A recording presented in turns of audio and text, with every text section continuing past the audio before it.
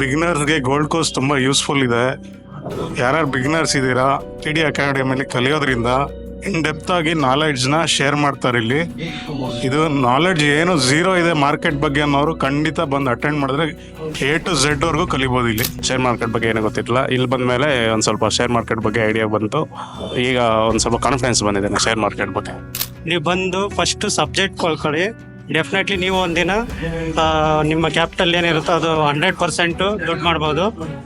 Thanks to TD academy. I strongly recommended TD Academy for beginners and explained in Kannada. Thank you.